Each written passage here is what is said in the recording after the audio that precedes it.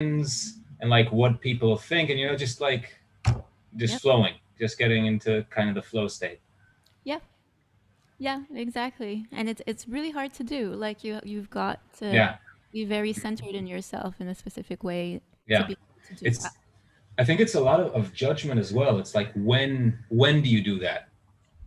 Because you have to like shoot. Okay, right now you wanna kind of flow with it, but maybe at a certain point you need to say, okay, that's enough of that, and move to something else. Or I don't know. Does that make sense? Uh, I mean, it's so variable. Like it's so that's where sensitivity comes in because it's like you can't really define it. There's no recipe to it. Like you've just gotta feel it Yeah, out moment by moment when it yeah. comes. It's so Um, context specific as well. It's like yep. something could be, certain set of people or in a certain situation, it would be like something genius. In another situation, it just wouldn't work or people wouldn't get it or anything. So Yep. Yeah. it's a It really interesting thing. it's very, very crazy. And in music it's also kind of tricky because I always, especially when I teach like purely music, I always say like there's no mistakes. There's no wrong notes. There's no, the mistake is how you receive it. Hmm. So it's like if you're viewing a show and you're seeing a performer and the person is doing a solo and all of a sudden that person hits a note that didn't expect to hit, and you see that reaction and you feel that reaction and the person himself feels shocked by the fact that it's not what he expected, you will hear it as a wrong note. But the same case of someone that's able to flow with the mistake or that's able to adjust with the fact that maybe it's not what they were expecting, but it's okay, they'll just do something with it. All of a sudden, you don't receive it the same way. Hmm. So, it's all that work of like it's all about like how you get somewhere and how you leave somewhere that makes it sound good or not sound good, in my opinion. And Yeah. it's a tricky it's a tricky process. It's a tricky process. But to get there in music, it's a lot of getting used to stuff that don't necessarily sound good to you so that your ear is not surprised. At least for me, that's part of my process. Like, if you're not surprised and you learn to love the things that are still, friction and don't sound perfect and don't sound so pretty, then you're able to play with them a lot better. Yeah, I can see that. Perfectionism sometimes leads you down the least productive path that you can walk down. You're Totally. just stuck on this one thing and sound exactly right, and it's not like nothing comes from that, I Yeah, think, totally. Totally. often.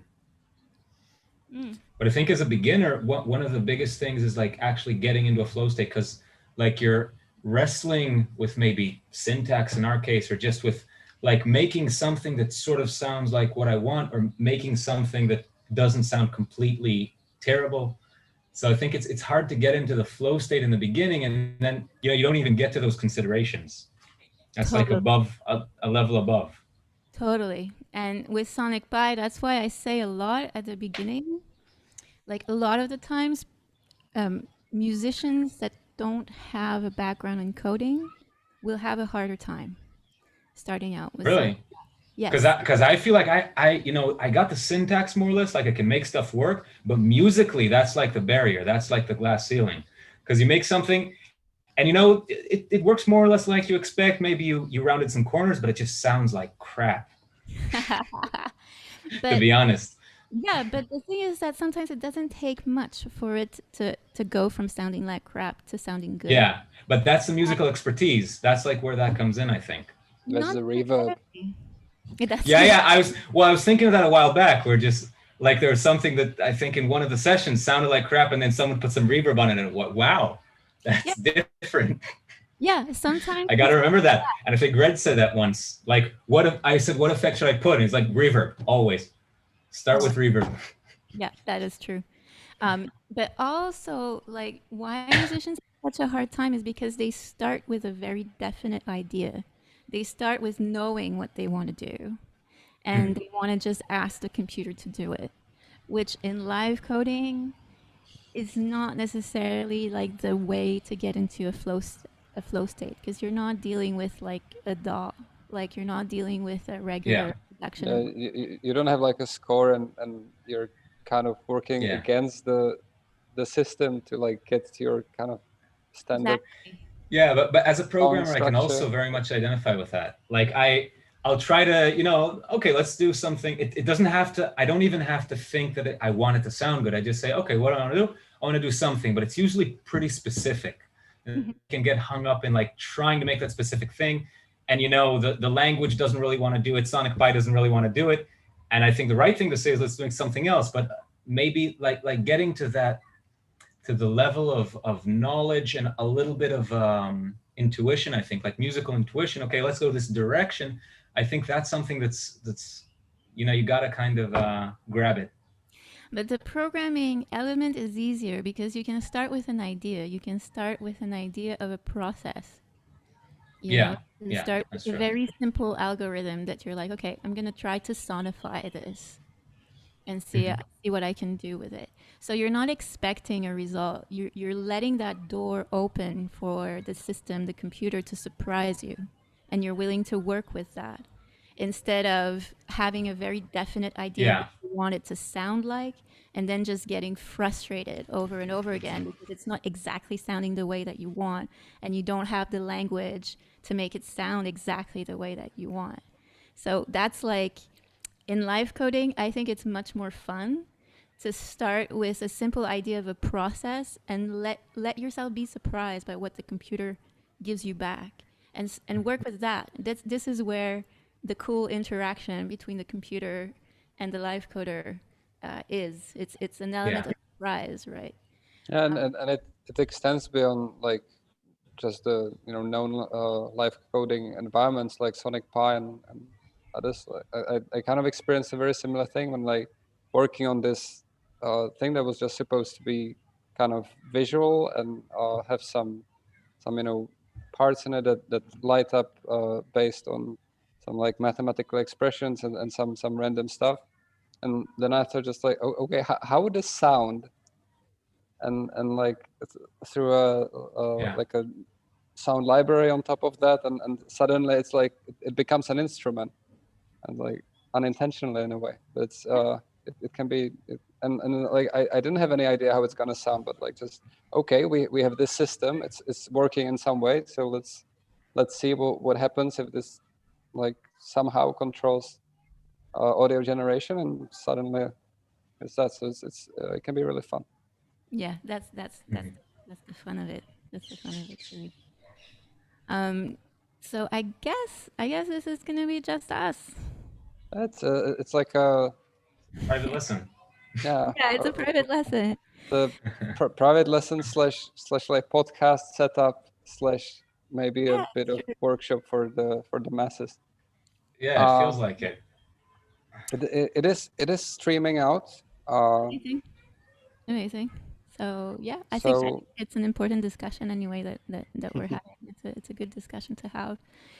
yeah, Um, there was a tiny bit of like at the beginning that I didn't stream, so we have it recorded. But it was also interesting. cool. But yeah,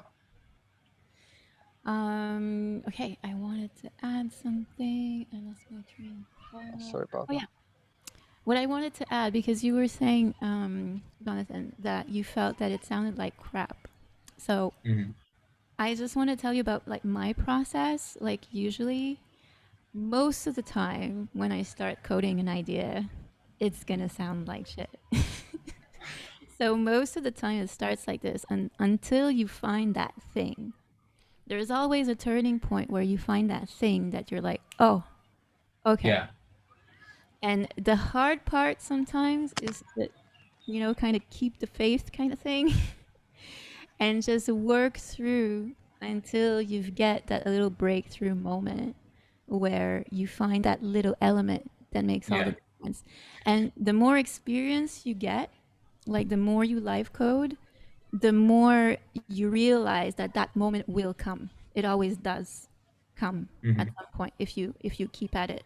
And then the more you keep at it, the more you develop kind of like formulas also. Like the more at some point you understand this works, like this will always work. Like if I'm in a pickle, if I'm in a situation, if I'm performing live, I can always fall back on this or on this or on this. And then you kind of develop a repertoire of kind of Yeah. algorithms and formulas that you can always apply to many different things. Yeah, I think while we were talking about that, I thought about maybe the issue isn't getting started. Like you can always, yeah, you can, do something simple and you'll get somewhere to start. I think it's like it's an optimization problem, right? In a certain sense. You're taking something that exists and you're kind of trying to steer it in a direction, but you need those kind of tools like the reverb trick. How you doing? You need like knowing Hey, these what's are up? my tools. You need it like I feel like, yeah, though that's like a thing, like you said, you get these tricks and then you can use them to kind of navigate in different directions just to try stuff. So I think that's maybe one of the big things that could be a game changer Yeah. when I look at it. If I may, what you described, Mina, applies to music making with instruments also.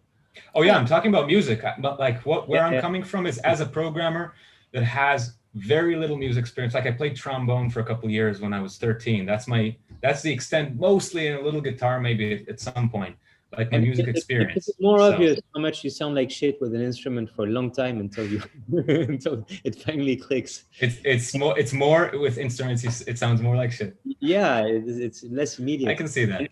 And also with, I mean, I've sat through hours of rehearsals of bands, and it's most of the time it's like some very depressing blues thing that's going on for a long time, and then suddenly something happens, Someone and gets then a wrong note and it just yeah, and sends it then in a different suddenly direction. ideas sparks, and then they start going into something that's interesting. But it at the beginning, if it sounds good at the Yeah. beginning, you get lucky, and you better well know how to finish a song quick then, because Yeah, I think the main difference with real instruments, and at least that's what made it made like the game changer for me, is that with real instruments, you're limited to your body.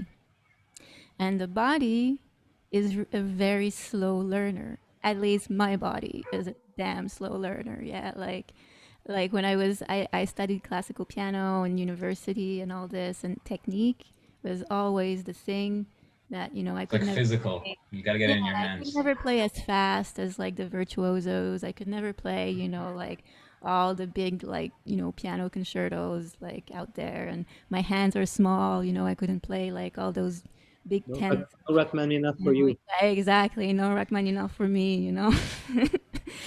so so I was always very frustrated of that fact that, Yeah. as much as your brain can process, your body is still slow. And with something like live coding, like music production is kind of something different because it's like composing, like you produce, you compose. But live coding gives you like that zone in between where you do perform, you do have an instrument, but that instrument is based on your brain, and the computer is doing the heavy lifting for you. Like the computer is able to play all that really fast stuff that your fingers would not necessarily be able to keep up with. Like there's a little bit of physical stuff involved. Like you do need to like type reasonably fast, otherwise, like the audience is going to be like bored to death. But besides that, like it's kind of being like a conductor. That's how I feel like the computer is my orchestra, and I'm conducting it in real time. So that's what's cool, like the to be able to play from from the brain, bypass the body. Um, so maybe if you're into it, we could do an exercise, and we could see what you have working on, and we can see if we can improve it together somehow.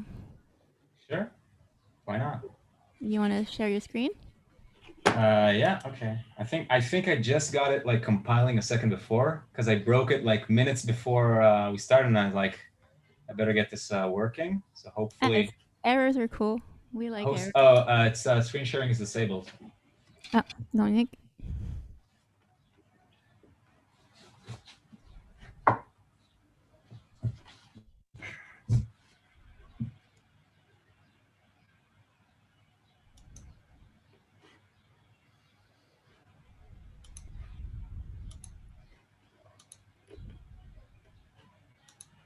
So this is super simple, by the way. If it sounded like I'm working on, some whatever.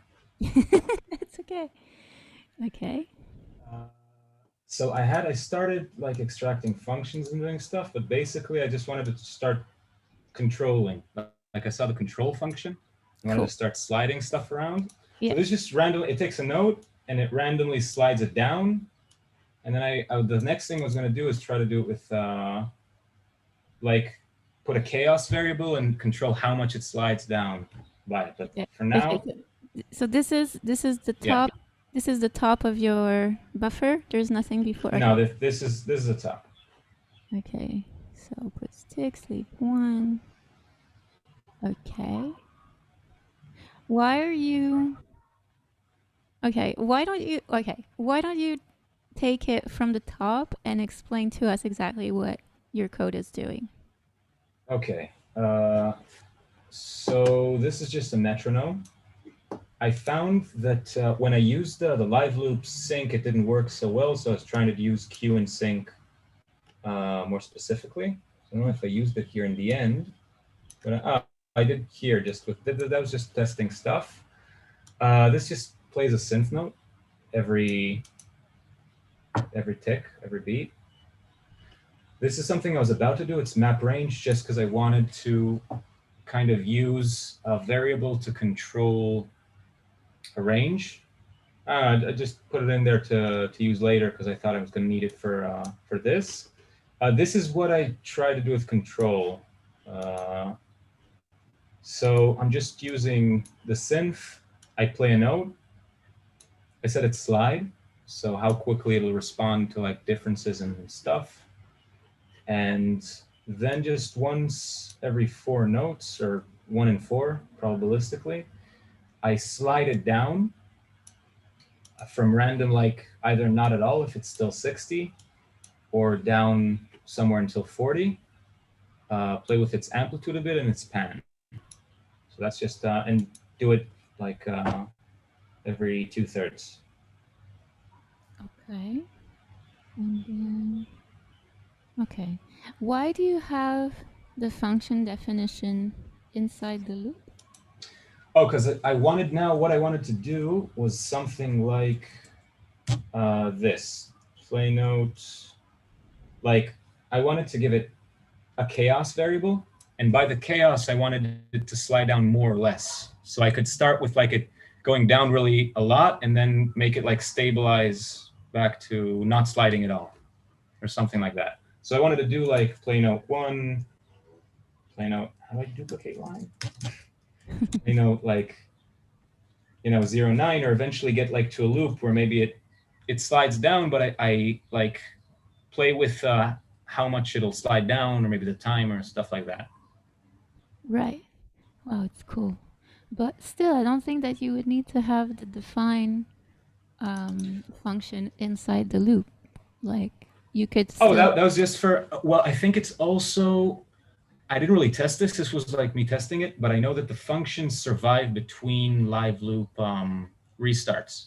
So I wasn't sure if the function would get replaced each time. And just for organization's sake, it felt like it would be cleaner just if I'm only using this function in this live loop, it felt cleaner to just put it in a live loop. But that's just like mostly an organizational thing. I mean, yeah, but I mean, it gets defined every time that the live loop is...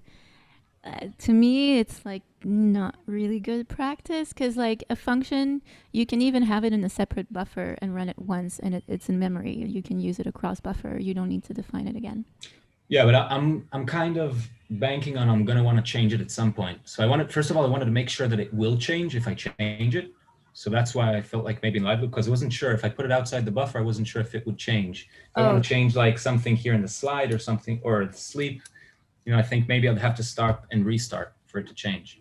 Yes. Now the good I mean, the proper way would be to assign variables and then to, to change the values that you pass in the function instead of changing the function definition itself. But I guess you could do it that way. It's also in that case, it just feels like when I want to. So I'm playing with sort of orchestration here, and here I'm playing with definition, right? So I just personally, I don't like to have redundant information when I don't need to deal with it. So if I'm dealing with orchestration here, and I know these are supposed to be invariants between every time I use a function, it feels cleaner to just use it as like a closure and in the top. Okay, cool. It's interesting. It's the first time I see it used like this. Okay, let's hear it.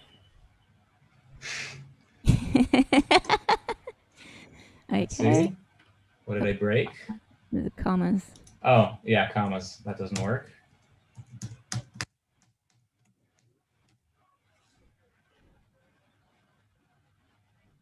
Oh, we can't hear it. No, we can't. Can't hear it? No, for some reason. Hold on. Well, I'll take my headphones off because I don't think the Sonic Pi will route my audio mixer on Windows. I don't think it'll route it into the thing. Oh, yeah. No, it should. It should, because I do hear it in my headphones, but hold on. Same as audio settings. I think I'll take off my headphones. I don't think it'll bother anyone. What? Yeah, I think Dominic is speaking, but he's muted. No, probably it's because we were hearing you before you shared the screen. We were hearing. Yeah, but I was on. Can you hear me now? Yes, we can hear you now. Oh, and you couldn't hear me before? No. Oh my God, I was talking so much all the time. Anyways, so in the Zoom settings, that you have a bar, and you should see more there, and it should be like a share computer sound or audio or something. 1 sec. Yeah, when you shared your screen. So share sound. Okay. Okay. So hold on, I'll go back to my headphones. Yeah. It doesn't really matter what like audio device you're using. It's just picking up whatever the computer is playing. Yeah. In the main device and streams that. Yeah. Okay. Did you hear that? No. Did you hear my compilers? You haven't. The crunching. That was my compiler sound. Yeah. Good. I can hear the crunching. Huh? You just have a W somewhere. It's just crashing in the wall. I can hear that. Show. Yeah, there we go.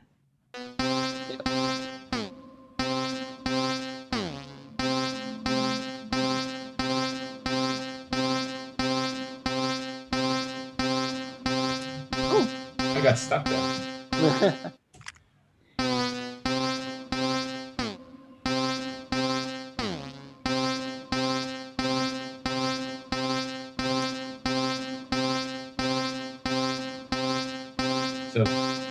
So that's interesting. I'm not sure why it kind of just stabilized to the same note and never changes after a while. Because it should be it's doing 1 and 4. Yeah.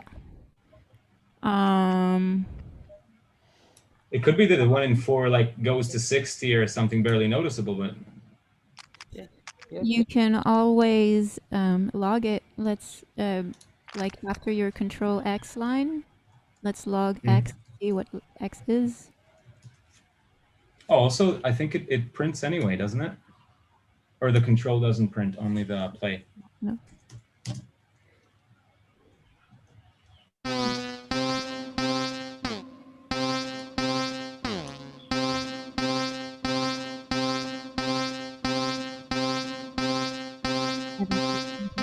I don't think it's running, is it? Oh.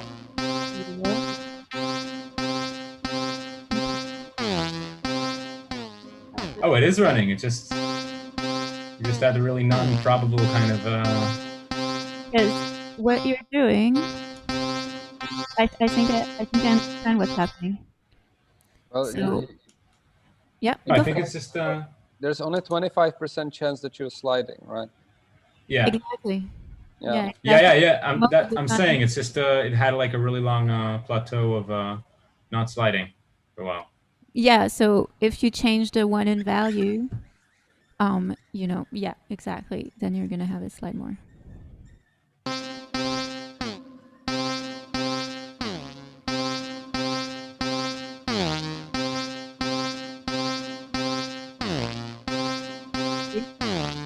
Now, like more frequency will slide, yeah. So that's pretty cool. I like it. I like the idea. What else can you do to improve? Well, you could definitely add reverb on this. Good like, old reverb. you know what reverb does with the sound, it kind of smooths everything out, but it's also something that you can do with the sound itself. And you can also, I would maybe slow this down a bit, and then just give it more attack and kind of a softer sound, and then kind of start layering things on top of that, like more like if you slow this melody down and then kind of start layering like more rhythmical stuff, maybe like some drum loop if you have. So the general direction like you're going for is softer, right? That's what the reverb's for. That's what the longer attack is for. Not necessarily. And, like no. the direction. Like, I mean, that's just what I would like feel like doing with this right now. And reverb in general, like what it simulates is a room, a space. So it's just like making you feel like you're somewhere with the sound. Because if you don't really add any reverb or any room, and you're listening on headphones, for instance, then it just sounds really artificial and like out of nowhere. But the moment that you add a reverb, it simulates the all the a sound that is somewhere in a room or something. Yeah. Gives it some character, and also I guess softens it up a little bit. Yeah, because But what was your idea of the direction? Are you thinking of something soft, or are you trying to do something hard? I mean, I don't know. I felt like I felt like it could be maybe hard in the macro. It could be hard, but the sound itself feels like maybe it does need to be softer. If I want to layer anything on top of it, just from my completely inexperienced thing, it feels like maybe it's too hard to kind of mesh well with other things. Without doing something. Yeah, that's it. Like a general idea of mixing sounds, and even if you're in a standard DAW, like what you usually do is you kind of give each like the sound, each track of the sound, like its place in the mix. So I mean the easiest is to just say this sound is going from this like this 20 hertz to like 400 hertz, and then like in frequency domain, you mean? Giving each track kind of a frequency that this is what it's covering. Like it's just like it's the easiest to do. Like obviously you can make stuff, but then when you have things fighting for the same frequencies, it can get messy. Like you have to be careful around that if you want it to sound good. But if I see what you're saying. Have a sound that's like in the kind of bass range, and then you start layering, then that's something that will sound good, and then you can kind of try like go astray from that and play with it. But I'm sure there's like a filter here, right? Just an effect that you can filter, right, Mynah? Yeah, there's many things that you can do. So first, your reverb. So I put 0.8. Is that a good value, you think? Because you're gonna want to probably layer many different loops. So one trick, okay? So in Sonic Pi, reverb is kind of very expensive. So if you've got many loops that are running each their own reverb, and if your reverb is defined every time that your loop runs, especially if your loop is small, at some point the program is going to freak out and it's going to start, like you're going to hear like it's going to start constructing and everything.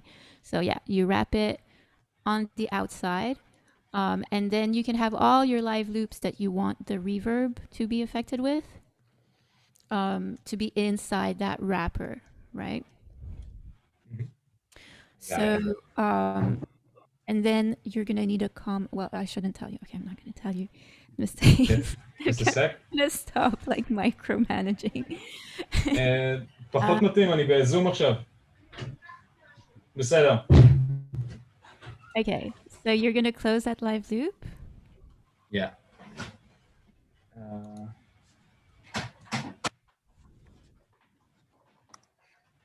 Got stage workers here. Right. I'm staying with my mom with missiles and everything because she has a mamad.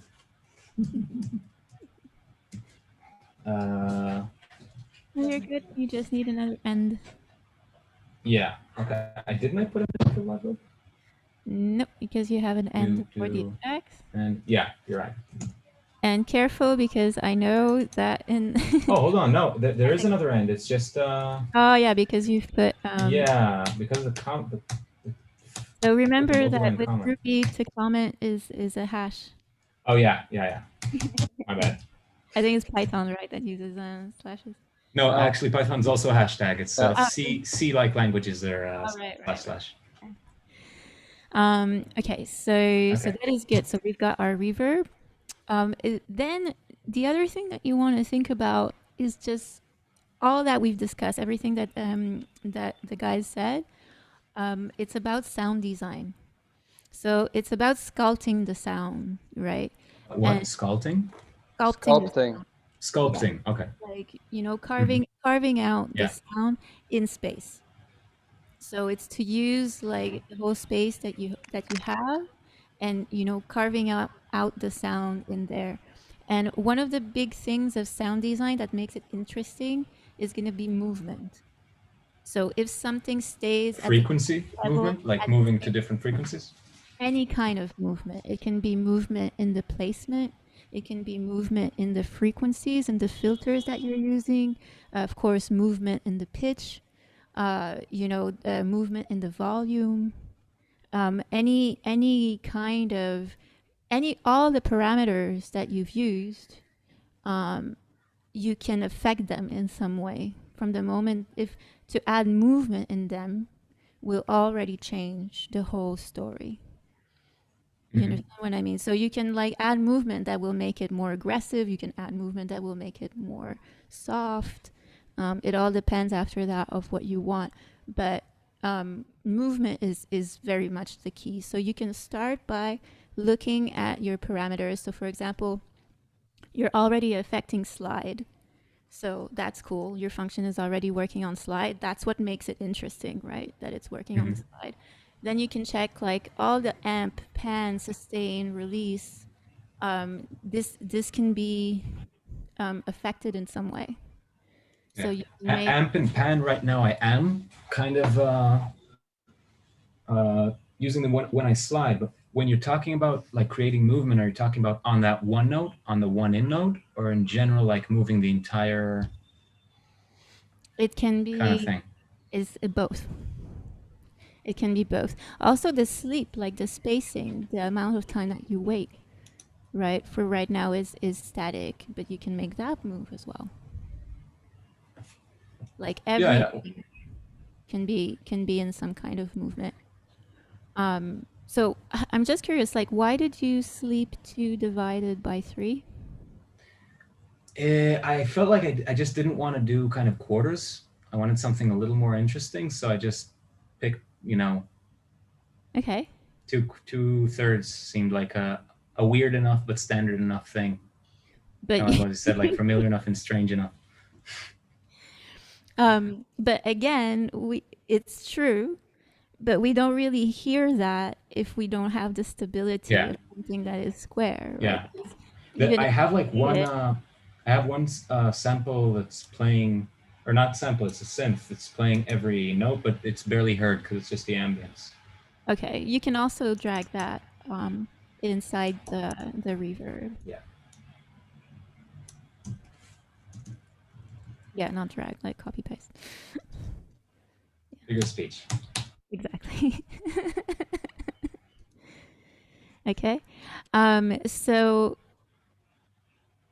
you can maybe change the sleep value so that it changes a bit. So if you don't want something that is quarters, you can just use maybe a random value between a range. So you can use like a rand between that value and something else.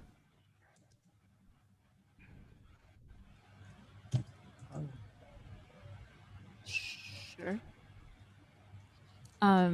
Also, so the play note, so where does the chaos thing? Oh, it didn't yet. That was something I was thinking of doing, of just using like some generic parameter to drive something. So I was thinking of maybe making the note value drop more the more like chaos, and maybe also the amp, like making it just the control do more stuff, like be more different.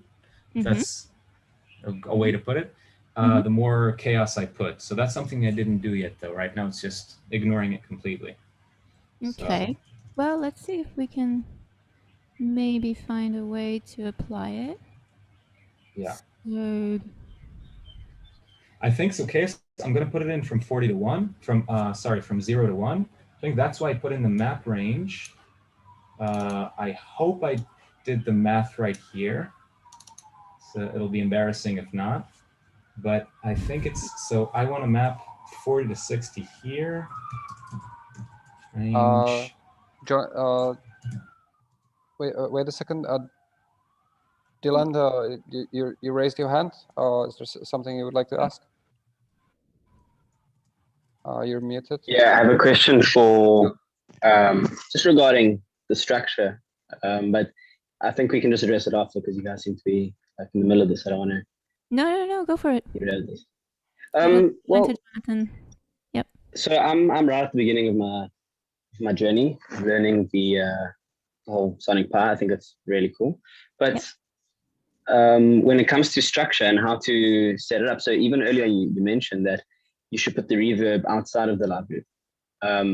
So there's all kind of things like that I think I'd just be very happy to hear, especially because I don't want to start learning things with a bad habit. And I don't know if maybe you have like a boilerplate that you use, some type of structure that you tend to stick to. I don't use any boilerplate because the idea of live coding, as much as possible, is to start on an empty page. So when I start a performance, as much as possible, I try to start on an empty buffer. But what I will do though, you're a programmer, right, Dylan? Like if I remember well, like you know coding, right? Familiar. I don't know. You just seem to me like a programmer. So what I will do though is that I sometimes I will create myself functions that I will then call in my live coding performance. So these are the only kind of boilerplates that sometimes I have when I want to do, like, for example, what Jonathan did here, like the define map range is kind of like a helper function for him to like get some result that he wants musically in the code. So if I was him, I would have this already pre-written before a performance. I would run it in my buffer and then it's in memory. And then I know that I can use it in my code. So functions are really, really cool to play with, especially if you have like, some programming knowledge. And we can get more deeply into it a little bit later after we've done working on Jonathan's piece. For the rest of that, so normally for effects, there isn't any problem with putting them inside the live loop. The only thing, how come I don't see you guys at all? Just wondering. You should be able to. Yeah, it's fine. So the only thing, the problematic one is the reverb mostly, that I've realized that, especially at the beginning when I was starting, I was adding it specifically to certain loops, because I thought, like, one loop I want more reverb, the other loop I want less reverb.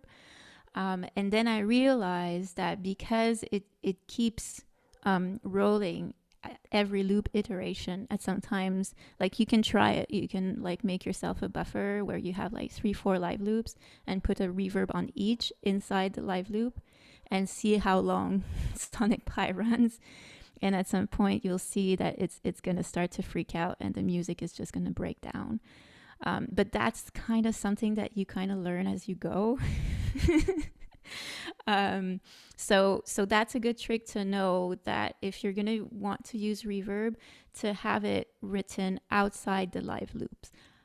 But everything that is outside the live loop is not necessarily going to be changeable in real time. So that is the thing. So sometimes before performances, like, the only thing that I will have in my buffer are two things: the environment variables. So if I have like global variables that I want to use throughout my code, I'm usually going to define them right off the bat before I run the first buffer.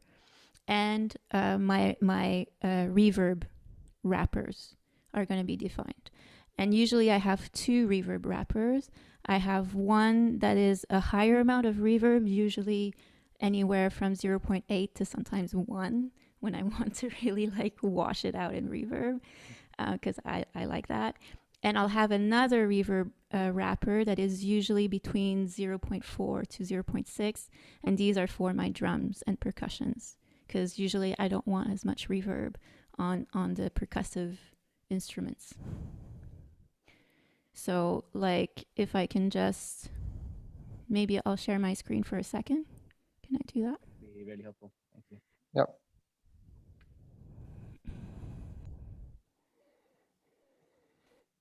Oh, just to make sure, I'll share my computer sound just in case.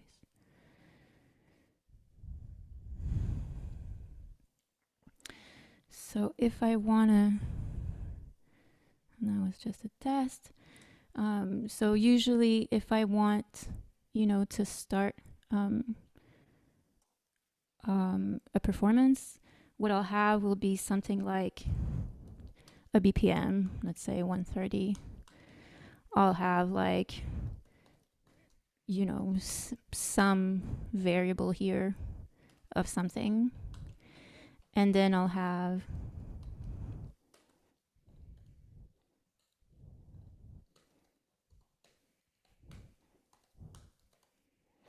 this and another. Oh, sorry.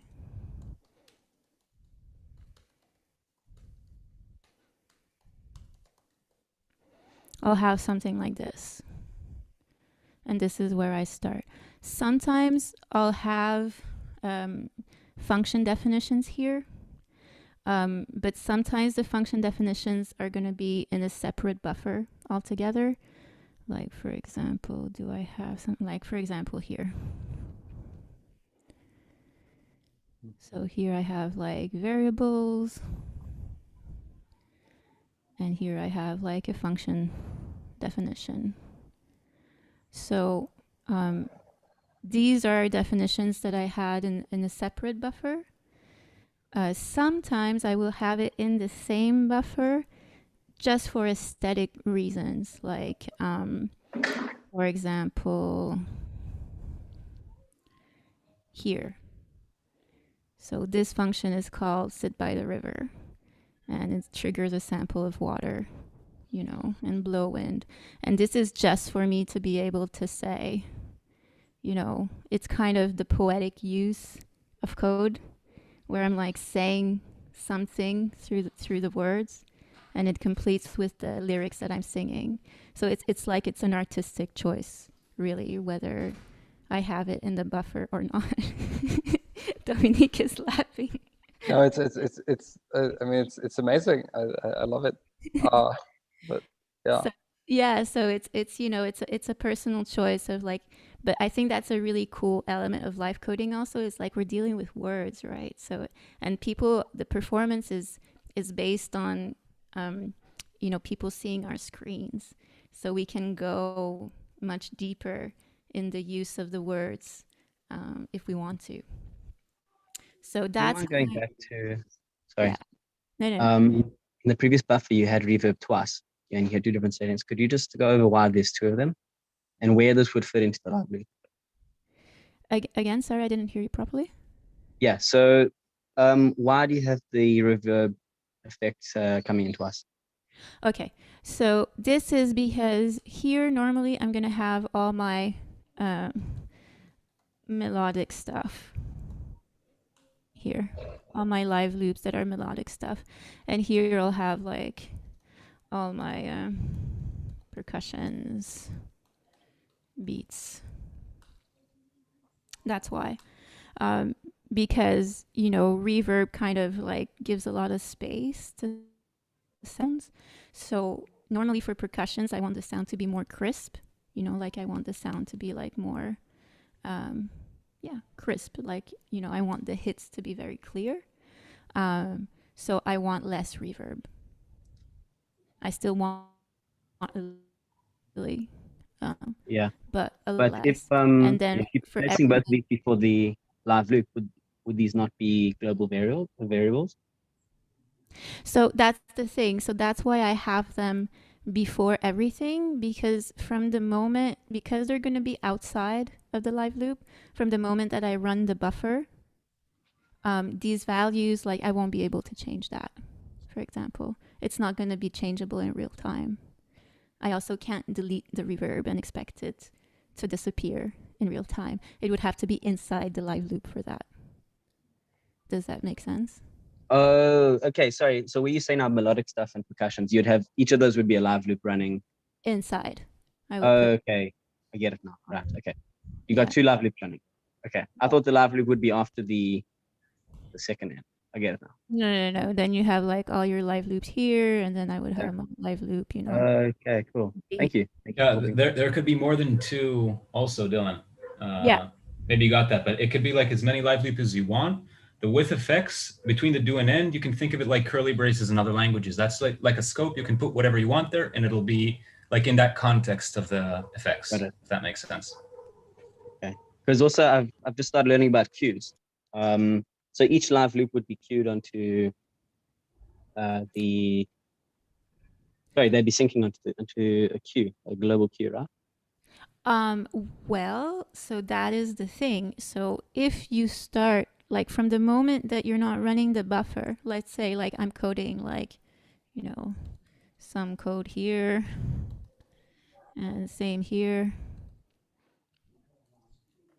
And then I press play. So these are going to be synced together because they're basically starting at the same time. But from the moment that the buffer is running, that the program is running, if I create additional live loops, then I need to indicate to Sonic Pi to which live loop I want to sync. So what I do, a good trick for that is that I always have a metronome that I always call time. And that just sleeps 1. So I can always sync to that. So I just sync everything to this when I can. Sometimes I wanted to sync to a specific loop, but the thing is that if I don't have that, and all my live loops are sometimes very big, sometimes like it takes a while before the loop finishes and starts again. So if you don't have something like that, that means that every new live loop that you do, you can sync it to an existent live loop. But if your existent live loop is really long, then you need to wait until it gets triggered. So if you want it to get triggered like more or less right away, then it's good to just have like a ticker. It's basically just like a ticker. Right. Could you show me now how to sync the melody and the beat onto the time? So let's see. By the way, this is like you were saying you're not using boilerplate, but so this is your boilerplate, pretty much. I mean, this I will type it. This I will type it live. You know, like this I will type live. All this is going to be live. You know, this and my variables, also my BPM. Yeah, usually I start with that, and sometimes like functions, you know, will be there. If I'm not mistaken, one of the other reason why you do this is that the syncing is a bit buggy. Start syncing different loops to different loops in the. I've seen that it sometimes things are not synced, and then you have to stop everything and restart. But if you sync everything to this little trick here, then it doesn't bug. It works well. Yeah, usually it's fine. There are some tricky stuff about syncing. So, for example, okay, let me just do some basic code here.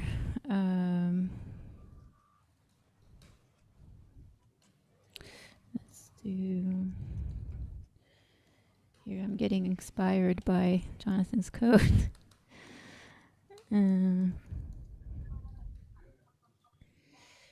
And let's sleep.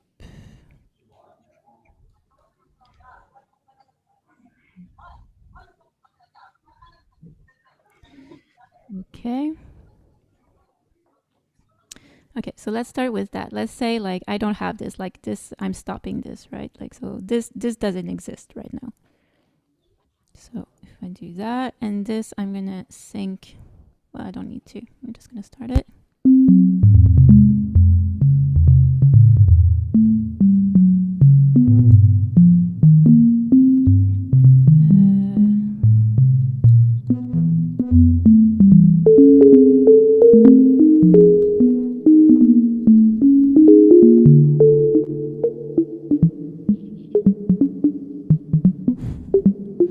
Okay, let's do something maybe a little bit more melodic. If you could you explain like what direction you're trying to take it when you modify the variables? Sure. So the release, I modified it because I didn't realize that my BPM that I set was like fast. So like all the notes were like getting one on top of the other, and because the notes were like dissonant, I just wanted to like stop the chaos. So I made the release very short so that like notes would be shorter. And then this is to add a little bit of movement in the spacing of the sleeps now.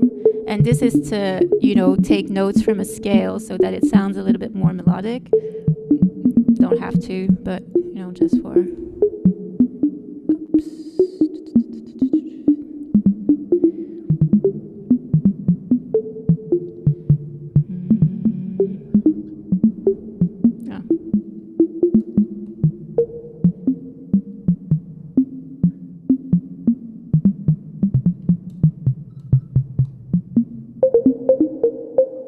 Okay. So let's say this is our melody. Okay. Now let's say I want to sync a beat on there.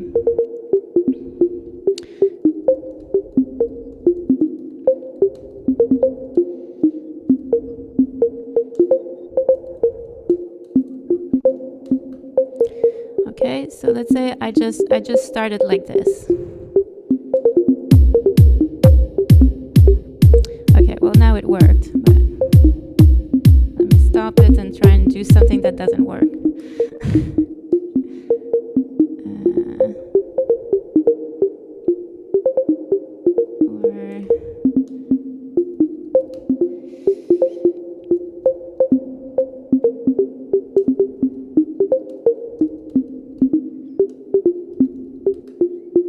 Let's see if I can get it not timed.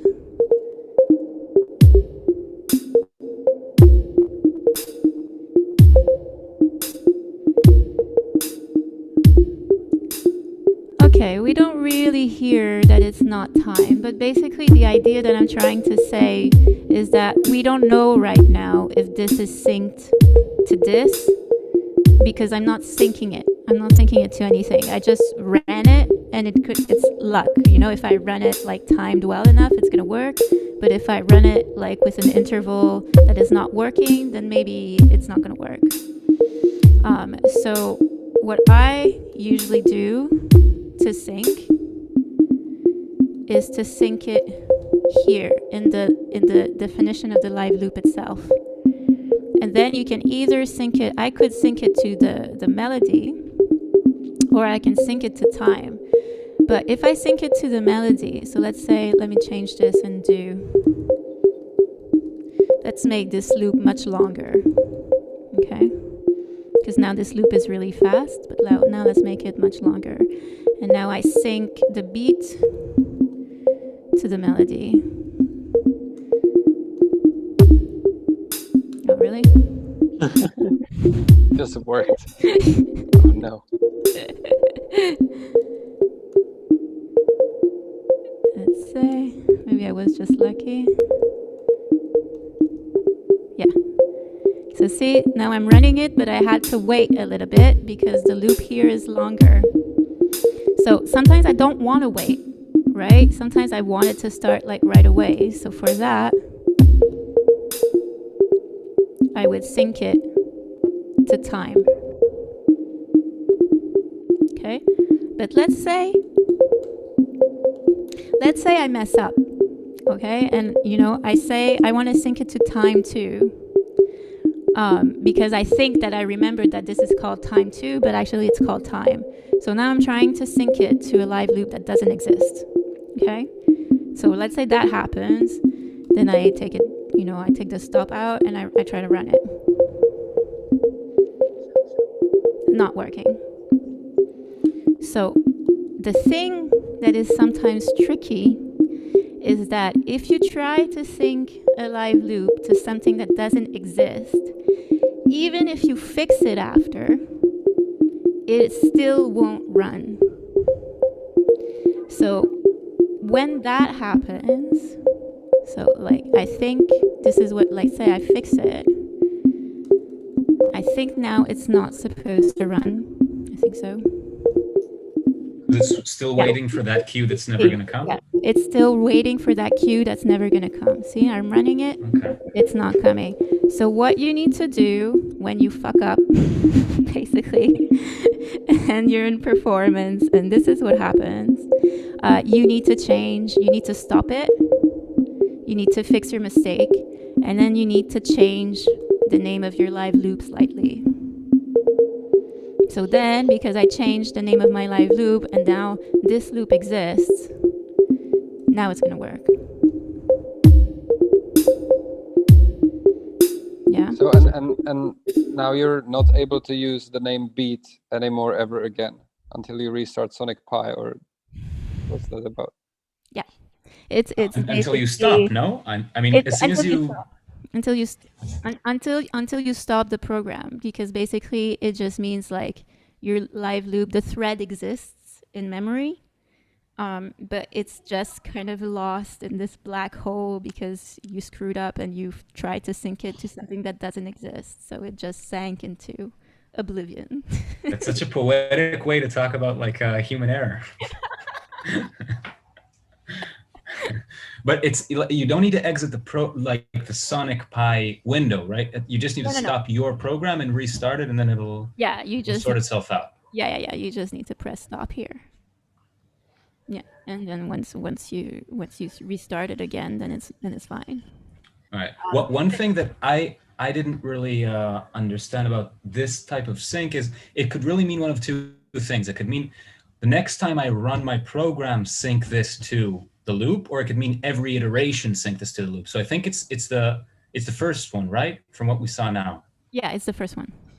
Okay, so the next time I run the program, wait for this loop to sync. Yes. If you want to do it every iteration, that sorts some stuff out for me. Yeah, if you want to do it every iteration, then you need to put it inside the live loop, and then you need to sync in the queue. Mm-hmm. That's what I did. I thought it was a bug, but now I realize it's just by design. The live loop is, as I understand it, it's defined once when you run once a live loop is defined, it just doesn't get redefined until you stop everything. Exactly. So yeah, okay. Exactly. That's why also, like sometimes, like I remember, like in the beginning, sometimes I had moments where I panicked and where like I was, performing and something was happening, and my first reflex, like when chaos was happening, was just to like go ahead and just delete and then run again and think that it's just gonna magically work, but it doesn't. The loop doesn't stop, and then because you've deleted it, then there's no way to fix it. Wait, is there no way, or if you were to just put it in again with the same symbol as the name, you can't stop it? It's like maybe if you put it in again. Actually, I've never tried. like it's Maybe. just a piece of code, right? Like it But I think the issue is it like the thing with live loops and functions, like anything that you define outside of a live loop, it stays in memory until you stop, right? So even if you delete the code and run it, it's still there. It's just no longer modifying it unless it's garbage collected somehow. I don't know. That's an interesting question. Yeah, that's the only part that I find a little bit unpredictable. Like for the variables, for example, like I can change sometimes the global variables, and they will, like, the change will take effect, which sometimes I find really confusing because I don't really understand how come. But I think like it would be like more like a deep dive into the documentation and like understanding really like how it deals with this kind of things. But I prefer to assume that whatever is outside the live loop is kind of fixed, and like this, I don't have issues. Like it works.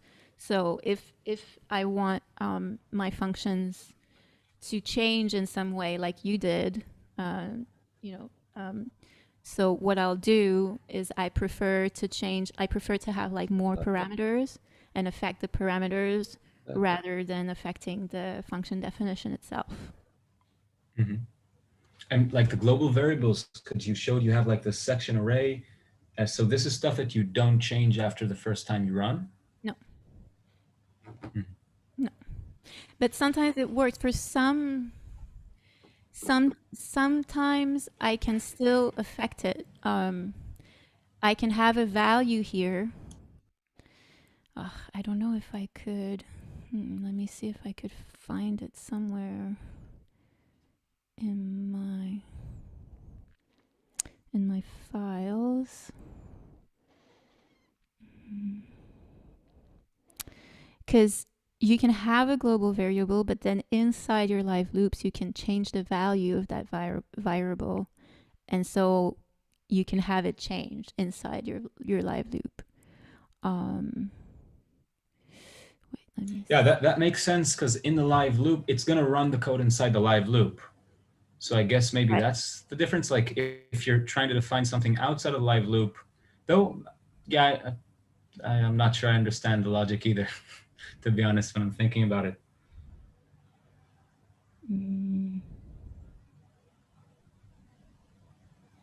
I have a question on the live coding. Generally, do you start with only the samples that come as part of Sonic Pi, or are you allowed to bring your own? I bring my own. So these are the samples that I use the most. So normally what I do is I have a buffer that is dedicated to all the samples that I want to import inside Sonic Pi, inside the program. And the only thing that you need to do is just, assign it a name, a variable name, capital letters, so that it's global across the program, so you can use it across buffers. And then you put the path, or you can use load sample. You have load sample for just one sample, and you have load samples if you want to load a folder of samples. And then you just use this function, and then the path to where either your single sample or your folder of sample is located. And then what I do is I just, run this once before I perform or before I start working. I've ran it before the workshop, so that's why we don't see them load here, because they're already in memory. So as long as Sonic Pi is running, they will stay in memory, and then I can access them using their names. Are the capitals compulsory for it to be globals, or is just convention for constants that they're in capitals? It has to be. It has to be. So if you like have one lowercase letter in it, it will not be available. I don't think so. No. I also think so. I looked up this because I tried to do something so Sonic Pi would select my audio interface on my computer at home, and it had like this Ruby script hack, and it would not work unless the variable name was uppercase. And I looked up, and it seemed like it didn't seem like it was a language constraint, but it didn't work otherwise. So I think that's the case. Yeah. I mean, it's something that I've tried like really long time ago. Like there's like these kind of things is like experimentations of when I started out, and then I just found what was working, and then I just stuck to it. So from memory, I think that's why now I always do it that way, because I've realized that if you want it to work across the whole Sonic Pi, you have to have it uppercase. If it's just for inside the buffer, I think you could have it lowercase, but even then, I'm not sure if you want to share it like across threads. So for me, like if a variable is global, whether it's global for my buffer or global across everything, I just took the habit of having it uppercase, because then I know it works. It loads the samples in the RAM. Yeah. So you have to think, if you have like a Pi, you have to think. You cannot just, all right. Okay. Yeah, you cannot like necessarily like load like shit ton of. Are you able to unload them to free up some memory? And so let's say you would have some song progression, so you would be, you can load the samples for this part and then unload them and then continue. So probably I never done it, so I guess, but in the documentation that would be something that's documented for sure. Okay. Yeah. I'm not sure though. I'm not sure. Well, but I mean, maybe there's something for that. Yeah. Could you talk about this global section variable that you've made here? Sure. What do you need? What's your question? What is it doing? What is its purpose? So it can have like many different purposes. I use it a lot for song structure. So usually like my global variables hold, well, I use it either for samples like you saw like here. So these are all global variables that hold like samples. Or I use it for structure of songs. So they hold like, chord progressions like here. And was there any? Okay, I see you're using here the section as like the current section. That was the purpose of the section variable. Mm-hmm. Yeah. And you then use it to like access arrays through using the intro, or how are you using it in the code then to set the section? So in the code that allows me to have all the live loops that need to have the same chord progression, but that are doing something different, to be synced at the same time to that same section. So for example, I go down. Okay, for example here. So here I iterate, I take this variable, which is an array, which contains different chords. I iterate over them and I do something specific with that. And then in another live loop, somewhere, where? Here. So 1, and then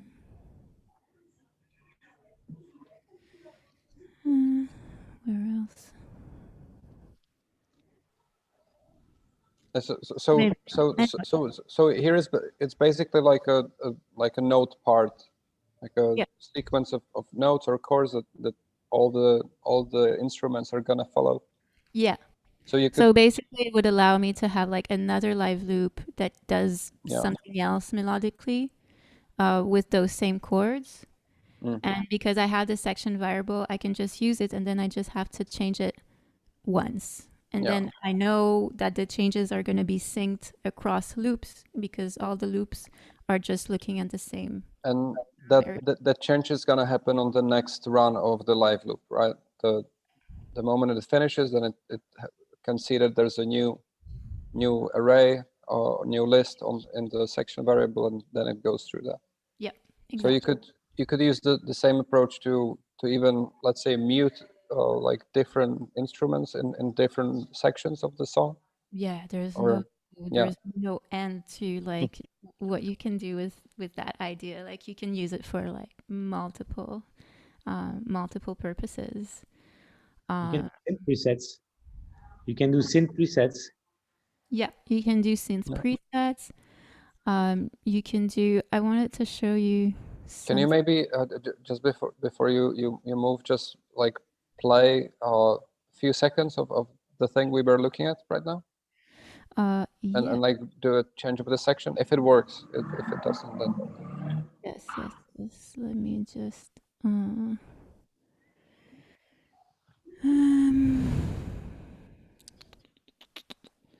I like Death Blow Wind. Yeah, exactly. the wind makes sense of it. Yes. Nice. It was a very nature-based performance. Okay, wait. Oh, yeah, right. I just need to see.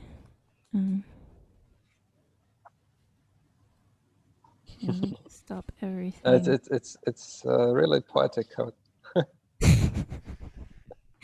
It's my weird brain. That performance was showcased at a Music Makers Fair past weekend. It's on YouTube or on Currents? Or where is it available? If it is. Oh, is I think Mynah froze. Yeah, for a moment. Am I still here?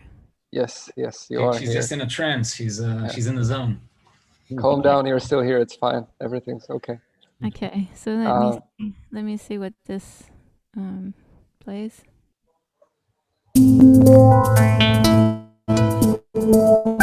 You can hear it, right? Okay, so now this section is the intro. This is the intro, and it has only like one variable, which is an array. And this array has just chords. And if you see, it's like it's the same chord. It's just a chord, but like sometimes like lower, sometimes higher. But it's the same chord. That's why you don't hear it move, right? So if I change it to something like the melody, which is a list that has different variables. Each variable is also a list that has different chords, right? And I'm doing it this way because instead of having a really, really long list, then it's easier for me to see, okay, like I have this bit, I have this bit, I have this bit again, and then I have this other bit, you know? So I break down my lists because of that. So now if I change right to the melody, and now I run it, it's gonna wait that this finishes, and now it's moving, right? And I didn't have to do anything, so I have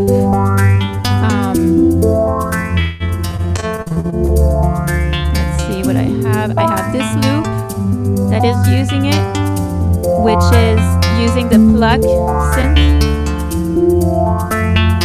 And now it so happens that I have like another, it's threading, and it's also using the hollow synth. Right, so the hollow synth is using that same CH variable,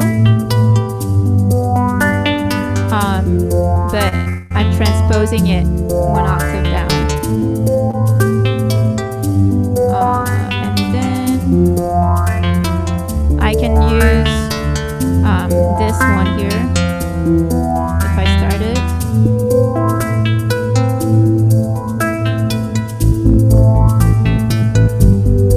Now you should hear that sliced, very low bass. So that also is following the same structure because it uses the same variable. Yeah? Does it make sense? Very nice. Thanks a lot. It was really cool. Is the performance somewhere in full? I can. Yes. I need to upload it to my YouTube channel, but yes, it's gonna be on my YouTube channel, or to Abigail. Nice. Yeah. And then there's like instruments and voice, and it's not just the code, it's like a full-on performance. It sounds very good. I'm also very happy. I saw the line of code where you can choose between all the random seeds. You did something like rand 0 to, I didn't know how many random seeds there were, but now I can watch your YouTube again, and it's like 99999 or something. Yes. So that's what I wanted to talk about that on Jonathan's piece when we were working on it, which I want us to get back to, because that's a nice way to kind of feed different kind of randomness. Because even if we use like random functions, it's not true randomness, right? Like if Deterministic, right? Deterministic For the same seed. Yeah, because it's allowing us also to like pick a seed, and we know that if we like that seed, we're always going to have the same result if we use it again. So a way to kind of, disrupt that a little bit is to use, use random seed, and then give a random number to use random seed. Yes. So usually I'll do something. Where did I do that? Do you have some favorite values for like random seeds? 42. Yeah, it depends. I mean, it depends. Like sometimes you want something specific, so then you can like say, for example, where was I in our The 5,762 student. So Max here, int plus 1. You can put in a number if you want, and then you can go and play with different seeds. So let's see. Let's say if I stopped it. Hold on, but you use random seed and then you give that a seed? Yeah. That's always the same number? Oh, wait. All right, sorry if I'm jumping the gun on it. No, it's difficult to understand, but yes, that's what it is. It says random seed, but it's not random. It's a seed, one of the many seeds. So if you want to randomize it, you have to rand or but that's the thing. Like rand, if rand is deterministic, you can't use it to generate a non-deterministic seed. So it feels like kind of a. No, but your rand between 0 and 99,999 or something. So it's no, yeah. But what I'm saying is rand, if it's run in the same point in the program, rand will always return the same value, right? It's like deterministic, so you can't really use that for a non-deterministic seed for your program. It's like trying to build an arm without an arm, kind of. You can randomize your rand, I guess. You can randomize the seed. I mean, often what is used for like something that's supposed to be fairly random is that something from the environment, for instance, is used as a seed. So you could have like the current time. You can mix in, I don't know, your current microphone level, whatever that is that you can expect to be, random. You can use it as a seed, and then the values will be something that didn't come before. but it's something that you have to take, like you have to take this from outside of the environment and use that as a random seed. Like Sonic Pi doesn't provide you like a true random seed, or pseudo random but based on time or some factor like that. I mean, it is based on something. I'm not sure like what Sonic Pi uses to base it on. But it is gonna take some value and use that. The only thing is that, if you don't use random seed, then Sonic Pi is gonna choose like some seed that will be always the same every time that the loop runs, and will determine your randomness from there. So Yeah, the but only that's thing like not machine specific either, right? Like if I copy the code no, it's not machine and give it to specific. someone else, it's always going to be the same. Yeah. Right. So the only way to truly get something different, never mind if it's pseudo-random or true random, obviously it's going to be pseudo-random, but to get something different every time I play, I have to use some external source of randomness. Like Sonic Pi doesn't provide that out of the box. Mynah wrote this code that will change the seed all the time. Yes. If you can show again this line, I don't know where it was. So it's another layer of pseudo randomness. It's again not perfect randomness, but it'll give you some variety on the seed that the program is using every time that the loop is iterating. And usually I do, this. That's what I do. But this rand is also always going to be the same. Yeah, that's what I'm saying. Like, will it change? Will this change every time you run it? Because it seems like it won't. It should. I mean, we can test it. It's gonna pick a different seed. You mean the next day when you run it again, it's gonna pick the same sequence of seeds? Yes. Yeah, and on a different computer, it's also going to pick the same sequence of seeds. It's like completely deterministic. It's just like you can't. Another way of adding some illusion of randomness. We're not getting true randomness, yeah, but you're adding some kind of illusion of randomness that is different. That if you would, give it a fixed seed like this.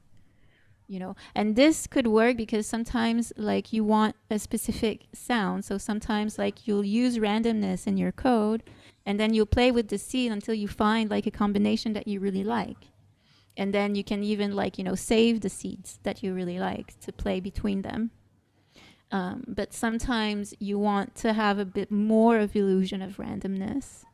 So then you'll add another layer of randomness by, using something like this, which is still not perfect, but it'll give you. But you're saying it will change every time you play now? This? Yes, it should. The same way that when you do that, when you do rand, it changes, right? No, that's the thing.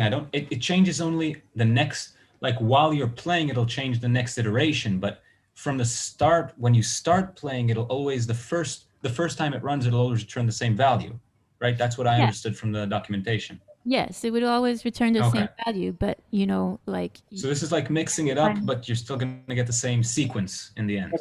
Yeah. Then you can go one layer more and randomize your rand by doing I don't know what, random rand. Yeah, using like the time or something, some external source of randomness, and you can use it. Yeah, you can do that. Like to use some external value if you want. Or just like every time that you start Sonic Pi, you just punch in a couple numbers and that's your seed for today.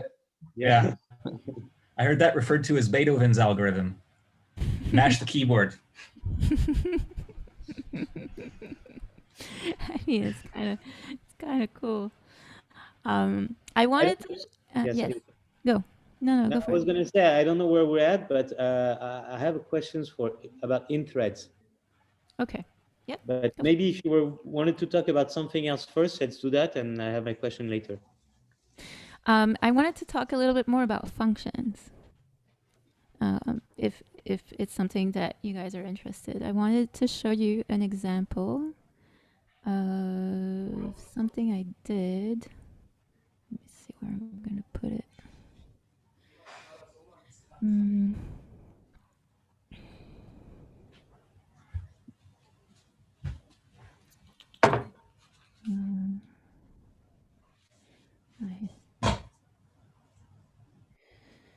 have to do something real quick. I'm going to be right back. Sure.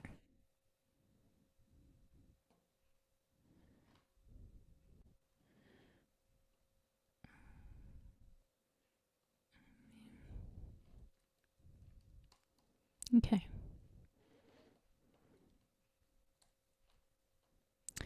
So I wanted to show something like this because this is an example of how you can use functions and kind of create your own plugins. So these are functions that I took sorting algorithms. So I took bubble sort, which is like the most basic sorting algorithm possible. And I designed it in a way that almost every parameter is customizable. So I can use the function, I can just call the function, and depending of the parameters that I give it, I can make it sound very differently every time. So I can use the same function for different pieces of code. I'm completely lost. I'm sorry. You lost. I think right at the beginning, you say bubble sort, which is the simplest something. Okay. And I didn't... So bubble sort, so basically what I did is I'm taking sorting algorithms. So Okay, taking a list of numbers. I'm sorry, I'm not a programmer at all. I don't know what a sorting algorithm is. So it's taking a list of numbers and putting it in order. So a list of number that is unordered and putting it from the smallest number to the biggest number. Okay. And so is bubble sort a function of SonicPy? No, bubble sort is a function that it's an algorithm, right? So it's an algorithm. So I coded the algorithm. Basically, the algorithm of bubble sort is that it watches, like it goes through the list, and it always checks the element that it's on and the element right after. And if it sees that the element after is smaller than the element that came before, it'll switch it around. And then it continues like this. Okay. Right? When you say you wrote this algorithm, is that the pink? I didn't write the algorithm. I wrote the function. Yeah, but I'm a bit lost. Is it part of Ruby? So, okay. So an algorithm is just a formula. Yeah. It's a set of instructions that you're giving the computer. Okay? That's an algorithm. Like it's basically like it's like reading like a recipe when you're cooking. You know, like you read the recipe in the book and it tells you exactly what to do and the ingredients. That's an algorithm. After that, you need to make the meal itself, right? So this is when the recipe is in a book and it's written with characters. Where does the algorithm come from? Where did you write it? You wrote it in Ruby, or is it the pink? Is it the pink code that I'm seeing now? Is that the algorithm? The algorithm is the step-by-step process I'm asking the computer to do. Okay. After that, you know, it's like you can code the same algorithm in all different programming languages. Okay. So in this case, I use Ruby to code it. Okay. But basically, like the algorithm is like plain English. It's like first you need to do that, then you need to do that, then you need to do that. The job of the programmer is to figure out how to tell the computer to do that. To do that, okay, okay. So when you write bubble sort, and then there's a parenthesis. So what does it mean? I mean, it means bubble sort equals. Is it the same thing or? Okay, so it's normal to be lost. So let's just let me explain because I didn't explain anything yet. So bubble sort is just a way to sort a list of numbers. What I'm trying to do with this function is taking a list, unordered list of numbers, and sort it from small number to big. I'm sorry. I have to do step by step because I'm already lost. why did you choose bubble sort? Is it a random name that you decided to give it? No, it's the name of the algorithm. It's called bubble sort. Okay. Greg, bubble sort is one of like it's a generic algorithm, like computer science. It's one of the first thing they teach in like computer science courses. One of a class of sorting algorithms. Yeah. So what you're looking at here is the implementation. So Mynah wrote an implementation of that algorithm, which somehow maps that to sounds, and I don't know how yet. Exactly. Yeah, and now you're gonna explain this. Okay, sorry, Mynah. Thank you. And the name it is because like if you look at the elements of the array, how they're being sorted, they're kind of bubbling up to like one by one they bubble up the array until they're sorted. Like there's also really good visualizations of all the kind of core sorting algorithms on YouTube and other places. Okay, but it's also, I think if Mynah plays it, we will actually hear the algorithm in action. So yeah. You'll be able to kind of hear the nodes bubble up and eventually kind of get to this sorted state. When you write bubble sort in Ruby, does Ruby understand what bubble sort is? No. Okay, all right, okay. But you asked first about the parentheses, Greg. That's just the syntax for defining a function. So inside the parentheses, that's just the parameters. Like we use when we use play and then we give it 60, an amp. Those are just the parameters. So that's how we define which ones we can give it. Okay, all right. Sorry for the delay. Let's go on. It's okay. It's not a delay. Like that's the workshop. I think to explain the concept. Totally. But basically, the idea is not necessarily to understand exactly what bubble sort does. It's a cool idea. Like Jonathan said, it's like one of the first algorithms you learn when you're studying computer science. It's also like the least effective sorting algorithm in the sense that it's the slowest. So in all the different ways that you can sort a list, bubble sort is the slowest. So it's usually not very much used in like production level applications and things like this, because like if you're dealing with a lot of data, then bubble sort is just but it sounds the best. It sounds the best. It does actually. But I did 4. So I did 4 because it was a study that I did. I wanted to see if how different algorithms sound, right? Like and if it's possible to use like their specific sound in different contexts. So the idea of why I wanted to show you this is to show that by creating functions and by making these functions very customizable, it's like you're creating your own plugins.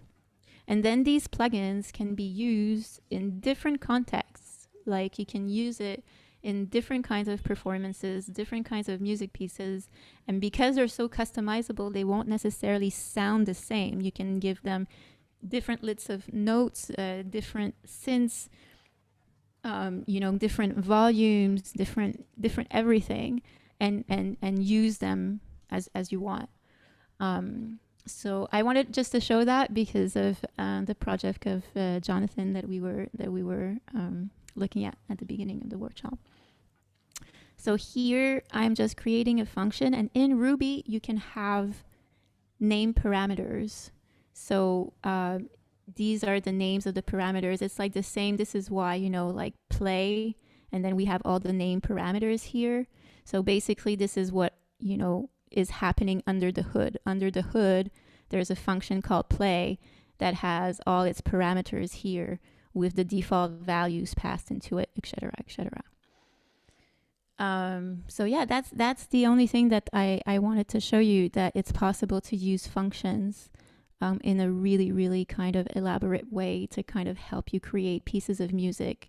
And then these blocks of code are really large, but then you can run it in your buffer, have it in memory, and then you just need to call the function with the right parameters, and right away you have something that sounds good with a little line of code, which is nice in the context of a performance. Sometimes when you're just starting and you don't want people to be waiting that you're like coding this like big block of code, you can just like have a one-liner that you run, and it's already like, you know, something that is interesting to listen. So if I see. So the bubble sort is basically already when you run that, you're gonna start hearing things. It's not just the bubble sort algorithm. It's also the synths and the sounds. Yeah. Basically the whole part. Yeah, it's also, you know, like here I give it like a default list of value. Like I gave default values to everything. To everything, yeah. But these are changeable. It just means default values just means that if I don't specify it when I call the function, it's going to use its default. If I didn't put any default value, that means every time I call the function, I would have to set each parameters manually. And sometimes you don't want to do that, right? Like sometimes there's just one parameter that you want to change. You don't want to have to change the whole thing. So I gave defaults to everything, and then that allows you to just change the parameters that you do want to affect. Can you show us like from scratch, if you arrive in a performance, how this is helpful for you? Or well, what you were, I'm not sure I understood well what you were saying, but so let's just hear like bubble sort of first. So this is like not the plugin version. This is just like the sonification version. So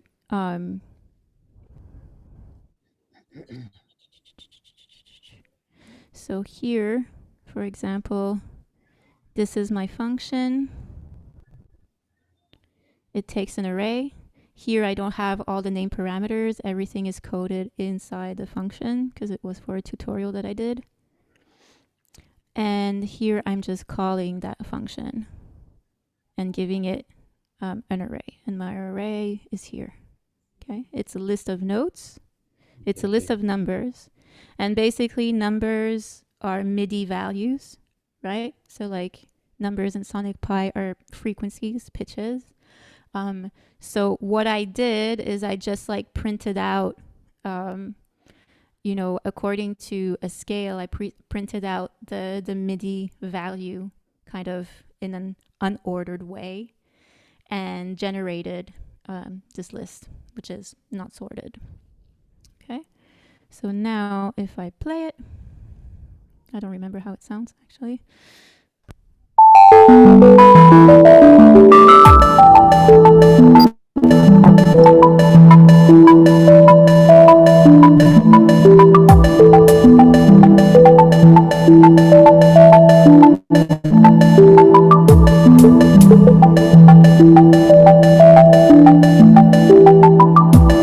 So let me explain what's happening, yeah?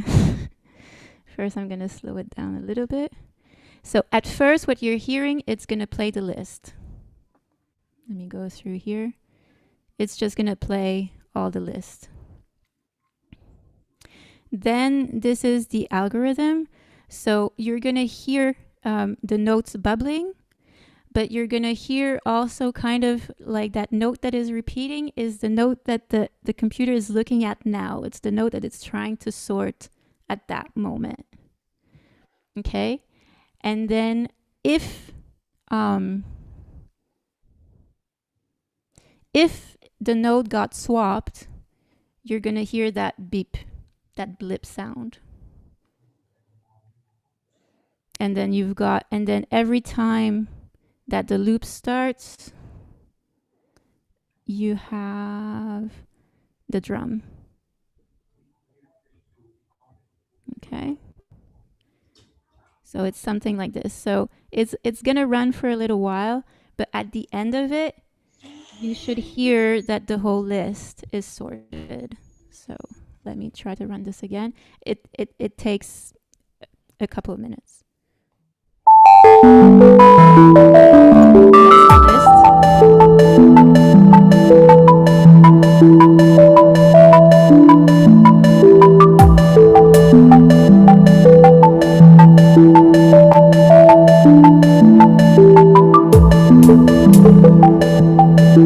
list.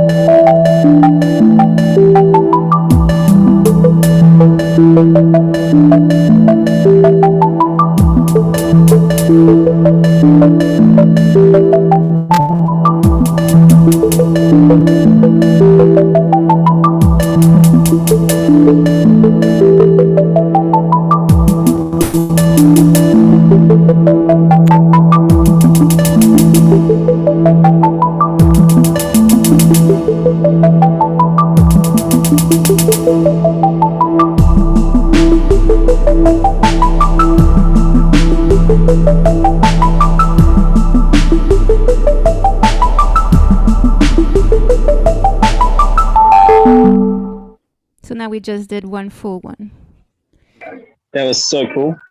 So I was gonna say that was really, really cool. I love the symbols, the way they kind of they tell you how many everything. iterations you've done.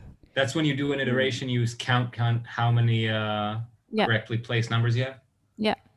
So, I've tried to use like the number of iterations in the beginning of the loops and the things that are counting something as percussions, like rhythmic elements. And then, you've got like the whole list is like the melodic side of it. And then once the list is sorted, it calls the sorted function, which you can play with, because then you can have like different parts of pieces triggered depending of the function that you're triggering. So it's just an example. Like it's a bit more advanced than what we've done, but it's just an example to show that with functions you can kind of create your own kind of plugins that you can then reuse and and it's actually like for me, I was expecting a completely different kind of sonification. So it's actually interesting that there's like many ways that you can approach it, and you can like sonify the different parts of the algorithm in different ways. Like I was thinking, just like each step of the algorithm, we could like play the whole array, and then that. But this is actually like much more interesting, just also showing the like extra kind of information and like kind of focusing on the perspective of the one item that's being bubbled. Yeah. And this so it's really interesting. Yeah, and the fact that it's also sorry, go ahead. No, go ahead. I was just gonna say the fact that it's playing what the note that's currently being compared, it really gives you a sense of kind of what it's doing, more than if maybe we did the entire array every time. It would be, it wouldn't be as immediate. Yeah, and it's kind of like this, the whole experimentation for me started because it's like, when you learn these kind of algorithms, like you understand how they work, and yeah, you can like kind of log stuff and see what the computer does at every step, but you can't really go in there and understand like every little thing that the computer is doing. But with music, you can slow down time. And because you can slow down time, you can have like the overall picture of the process. And I thought that this is like super interesting to sonify, because then you can really hear every step of the way. Because normally, yeah, you can see it logged, but it goes so fast. Like the computer is processing it so fast, right? Like it's hard. You can put sleeps in everything and slow down the logs as well, but it's still quite different experience. And there's also people that like put it in a visual form and visualize how the things are progressing in each step, and kind of you can see the thing bubbling. But this is really much more inside of the like feeling like you're more inside of the processing than if you're just looking at this kind of graph of what is happening. Yeah, that was the idea for me. That was the exploration that was interesting. So I did bubble, insertion, selection, and merge, which are like really like the standard the standard sorting algorithms. But really like the idea behind me showing you this is how much you can do with functions and how much you can do with name parameters, and create your own little pieces of music. And what gave me the idea to show you this is Jonathan is your code, like your project, seeing how you use functions. Yeah, so inspiring you to go deeper into that.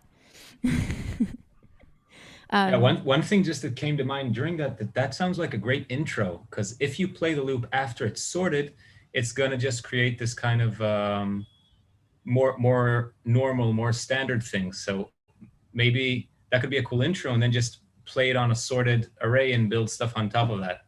Just came to mind during. Yeah. Yeah, there's a if you go on my YouTube channel, there's a video of a performance that I did called Algorithmic Positivity Symphony, which is what I did using I think I talked about it in one of the first workshops that we did, which is the project I did using the messages of positivity that people sent me at the beginning of the pandemic. But the whole music behind it is created using that toolbox, using bubble sort, insertion sort, selection sort. So if you want, you can go and check out that video and kind of see like the plugin version of it, kind of in action, where just these functions are like in my buffer. I run it, but then I just use it in the performance. It's very nice. About you could also have a different melody with like the same number of elements that you would like map to from the sort. So you wouldn't be like sorting into just this rising sequence, but kind of slowly getting into the original melody that you define. So you wouldn't be like sorting into just this rising sequence, but kind of slowly getting into the original melody that you define. Greg, I'm gonna mute you. Sorry. Sorry, Greg. Yeah, you could. Yeah, definitely. You could explore with that, I guess. You could have something that this value changes every time, somehow, so that you can play with, different lists, different melodies. Yeah, and one, you could also do with the way you did it, it's kind of really tied to the algorithm. But if it was done in like a more generic way, then you could replace the algorithm, right? And then so one of the parameters would be like the sorting function, like a step of a sorting function. And then you could maybe even like sequence those algorithms, and like for a little bit it would be trying to be sorted by bubble sort, and then the another sort would take over and like try to do its thing, and like they could be just fighting over and trying to sort this array. Yeah. I was gonna say also, if you tried having two algorithms, not even like replacing it, but just having two algorithms fight over the same list or something like that, that seems like it would be probably not necessarily sound good, but be either funny or interesting. Yeah, and you could also have one, one is trying to sort it like ascending, and the other one descending. Oh, you can really definitely like have fun with it. This code is available.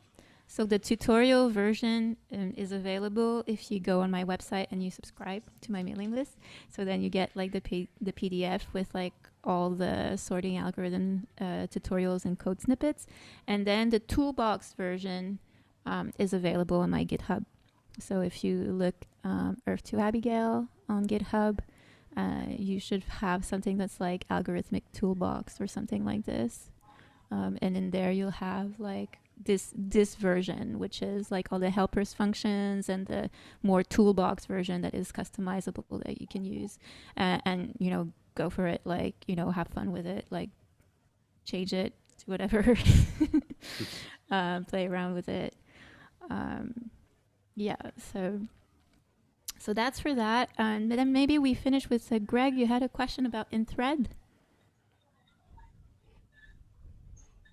About in-threads? In-thread? About threads? In-threads, yes. I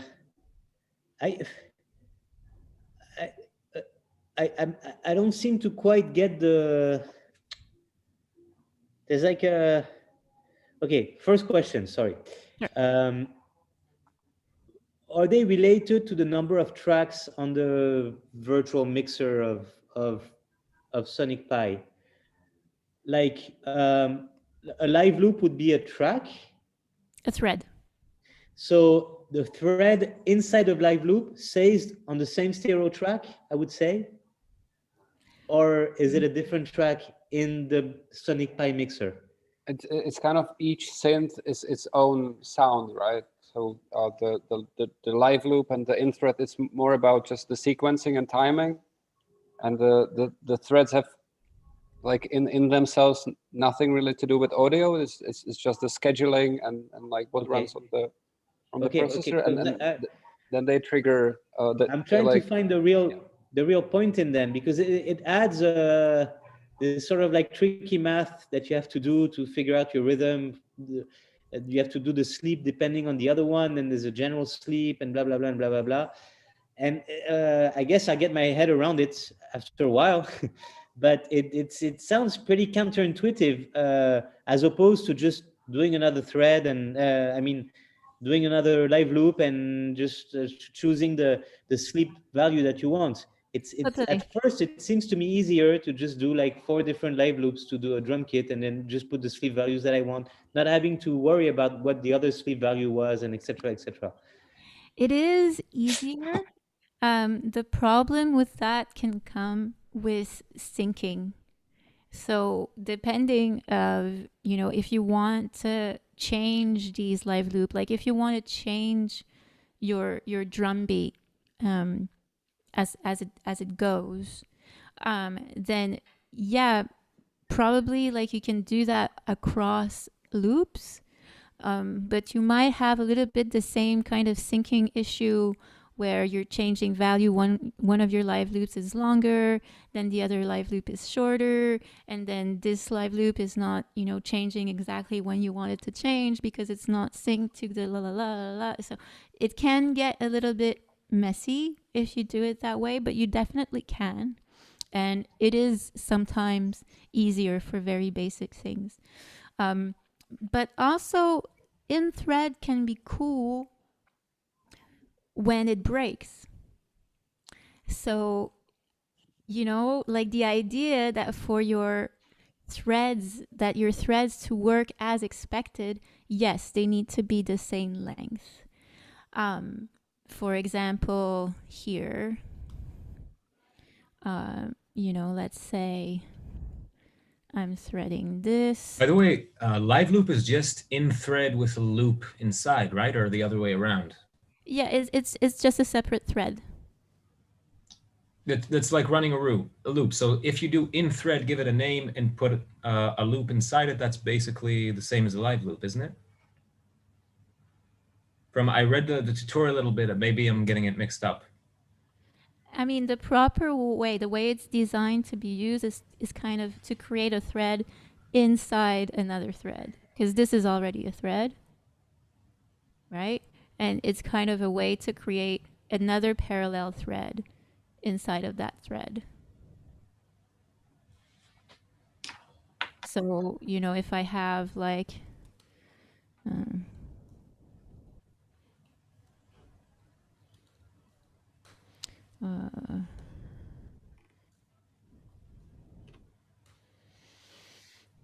let's say if I have this, right?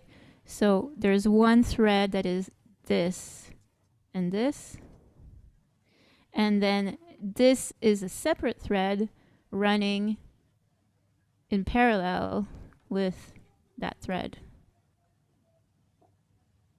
Right? Like you have two threads, like you have a thread running in parallel, another thread. Make sense?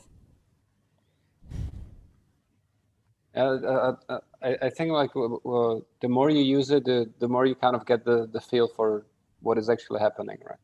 Right.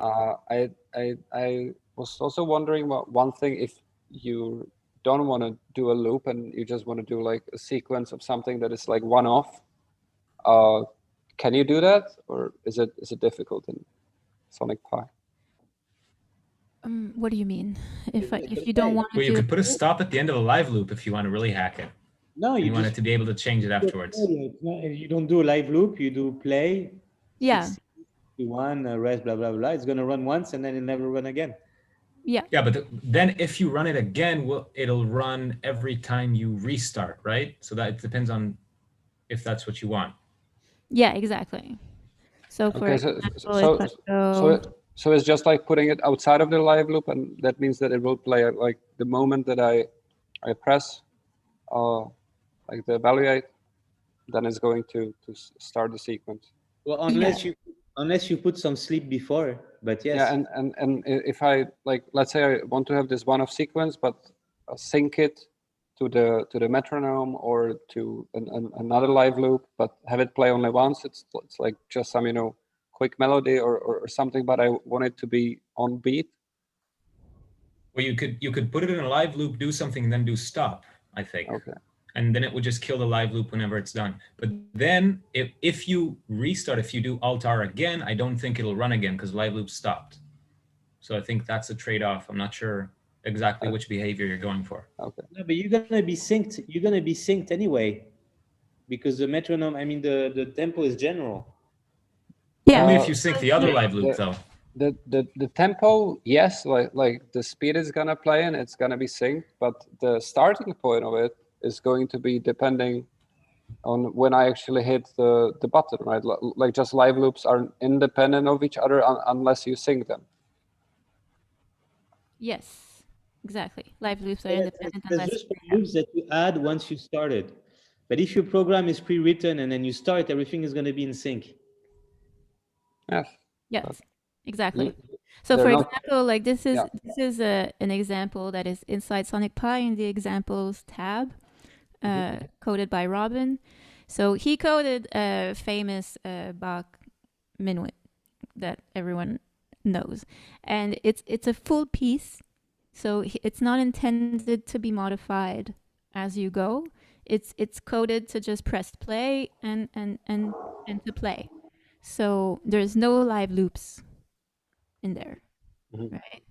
There's just like he's just using 2 times do because he wants to do something twice, and then he's just coding every pattern, and he's using in thread because he wants things to run in parallel, but he doesn't want it to loop, so he's not using live loops. So Right. so basically in thread, and could you sync in thread?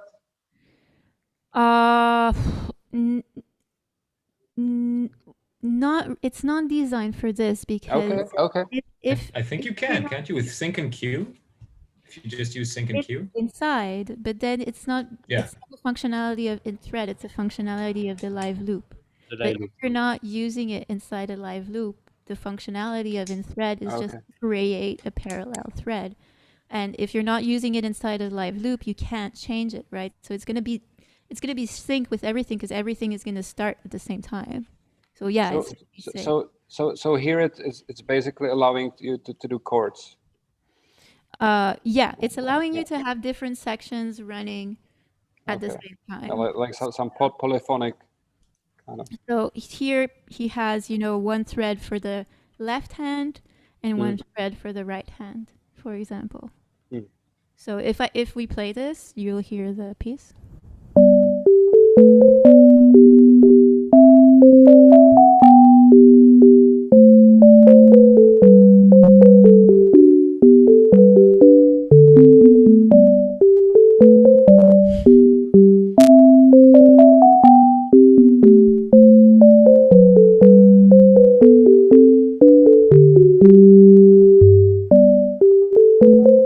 And again, because he's doing twice. I think he did also the second section. So let's see. Is this live coded in front of an audience? No, this is a piece that is coded,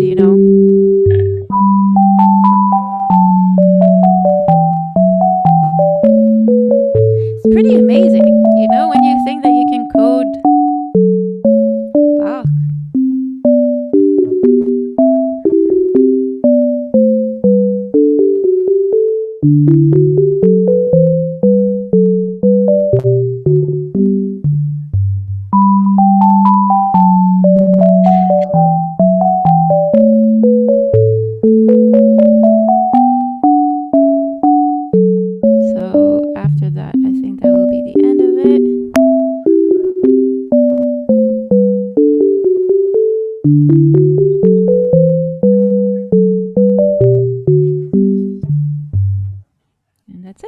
piece is done. So this is just, an example of what you can do from just, a piece. It's not a live coded performance of anything. It's a, properly coded piece of music. So about in thread, if you use it inside of live loop, so yes, it can be annoying to all the time think about the math and understand like how to sync it together. But what I wanted to say is that sometimes it also can be used for it to break. So you don't necessarily have to use it to have everything in sync. And sometimes it's more interesting to use it when you want to create some kind of effect in your code. So it kind of allows you to get this kind of unpredictable effects if you play around with it. For me personally, it's a way that I'll use to get like more breakbeat kind of effect in the code. So yeah, like if I run it just like this,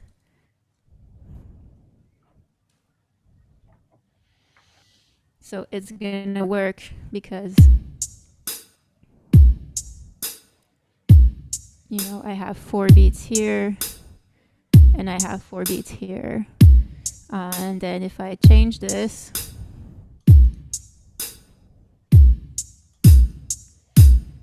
then the whole thing changes because the live loop is trying to accommodate. But sometimes that's what's interesting. So sometimes you can play also with random values and see how you can get, the code to break.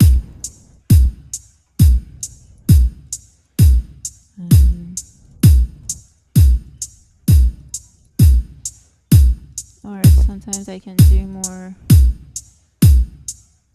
Wait.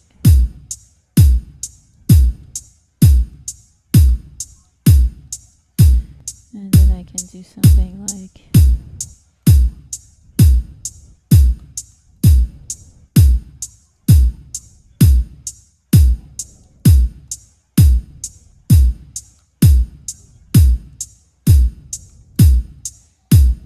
I don't know. Let's see.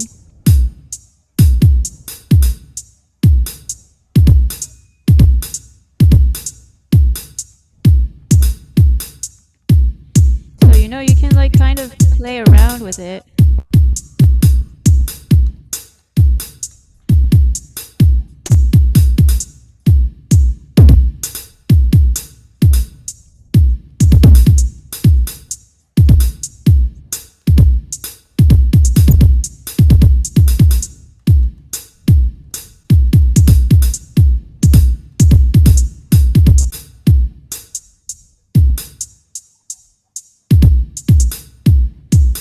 Okay, I'm just like kind of improvising, like whatever, but sometimes the point of using in thread is because of this instability that you can get. So that's what's cool with like working with code, not necessarily with the point of building something that works. Because in this case, it's like you can use your creativity to make it not work. And the fact that it's not working as you expect is what's making it interesting. But of course, it's always important to understand first how it works properly. So that's why I showed you that, to get the results that you might expect, that you need to have the same amounts of beats. But after that, it's not a rule. Like the fact that it works like that makes it, you can play with how it breaks. And then get, interesting effects. Does that kind of help you out, Greg, a little bit? Cool. Good. I think. Awesome. Yeah, I think we can wrap it up. That was a really, really fun workshop. I hope you guys enjoyed it. I think it was like super interesting. Likewise. Yeah. Yeah, it was amazing. I got a private lesson. I'm happy. Thank you so much. I mean, Dylan and Yair are also here.